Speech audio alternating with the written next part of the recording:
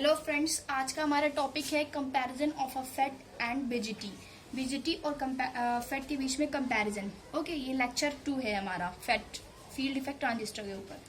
A field effect transistor differ from a bipolar junction transistor due to the following characteristics. विभिन्न गुणों के आधार पर BGT और जो फेट होता है हमारा वो एक दूसरे से डिफर होता है। देखिए, point first, a FET is a unipolar transistor in which the current is carried by one type of charge carrier. ठीक है, फेट में क्या होता है, जो करंट फ्लो होती है वो एक तरह के चार्ज कैरियर से होती है, mainly the majority charge carriers. उसमें मुख्य रूप से मेजोरिटी चार्ज कैरियर्स होते हैं, हमारे बहुसंख्यक वाहक होते हैं जिनकी वजह से करंट फ्लो होती है। ओके, लेकिन बीजीटी में क्या होता है, देखिए, अब BGT is a bipolar transistor. Bipolar transistor होता है। देखिए, ये यूनिपोलर क्यों कहा गया था, क्योंकि सिर्फ इसमें एक ही प्रकार के चार्ज कैरियर्स की वजह से करंट फ्लो हो रही थी। ये बाइपोलर है, बाइपोलर ट्रांजिस्टर है, in which the current is carried by majority and minority both kind of charge carriers.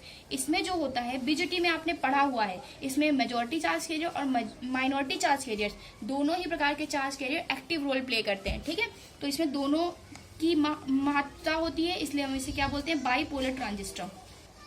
तो हम इसे क्या बोलते हैं, बाइपोलर ट्रांजिस्टर। ठीक है, इसे हम लोग यूनिपोलर ट्रांजिस्टर, उसे बाइपोलर ट्रांजिस्टर बोलते हैं। सेकंड पॉइंट देखिए, इसका डिफरेंस देखिए। Second point, in a FET the input resistance is very high.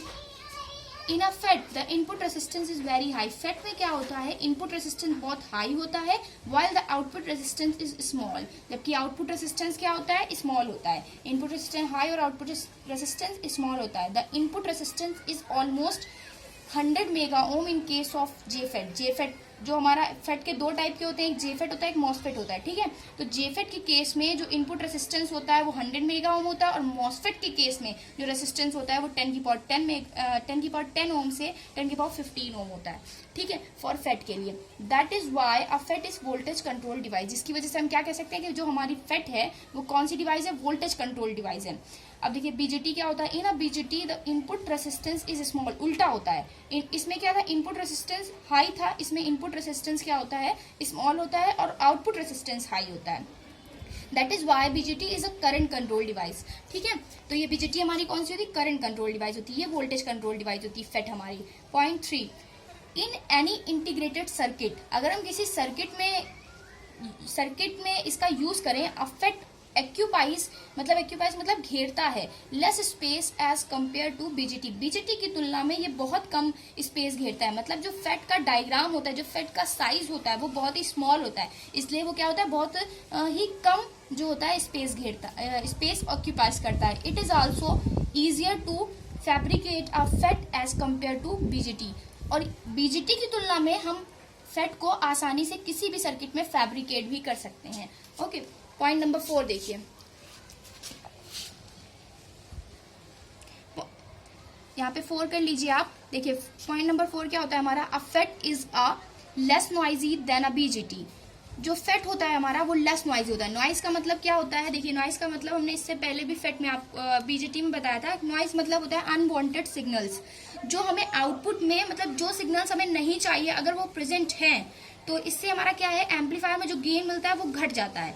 ठीक है, लेकिन फेट में क्या होता है, जो नॉइज होती है, अनवांटेड सिग्नल्स होते हैं, वो बहुत कम मात्रा में होते हैं कंपेयर टू बीजीटी। बीजीटी के कंपेयर में फेट में काफी कम मात्रा में नॉइज होती है। ठीक है, तो अनवांटेड सिग्नल कम होते हैं। अब देखिए, पॉइंट नंबर 6 क्या होता है, a FET has better thermal stability as compare to a BGT.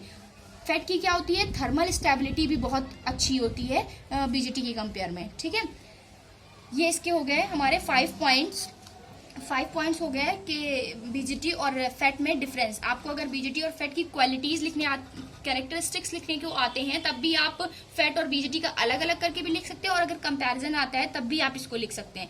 ठीक है, बस हमारा क्या होता है, फेट का एक डिसएडवांटेज होता है। देखिए, वो क्या होता है, in a FET the basic disadvantage is that it is highly sensitive to the frequency change. देखिए, फ्रिक्वेंसी के चेंज होने पर, ये फ्रिक्वेंसी चेंज पर जो हमारा फेट होता है बहुत सेंसिटिव होता है, मतलब तुरंत ही चेंज हो जाता है। देखिए, on changing the frequency of any input signal की अगर हम फ्रिक्वेंसी चेंज करें तो the gain of amplifier is also change. तो जो गेन होता है वो भी चेंज हो जाता है। जबकि आपने बीजीटी में पढ़ा हुआ था, बीजीटी में हमने आपको फ्रिक्वेंसी रिस्पॉन्स कर्व बनाया था, जिसमें काफी लंबी फ्रिक्वेंसी तक, मतलब 20 हर्ट्ज, 50 हर्ट्ज से लेकर 20 किलो हर्ट्ज तक की जो फ्रीक्वेंसी रेंज थी, मिड फ्रीक्वेंसी रेंज जिसे हमने बोला था, उसमें हमें कांस्टेंट गेन मिल रहा था।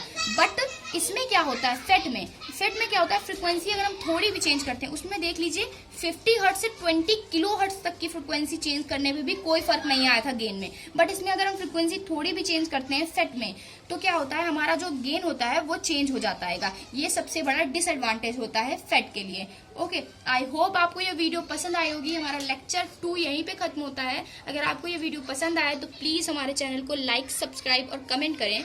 Thank you for watching.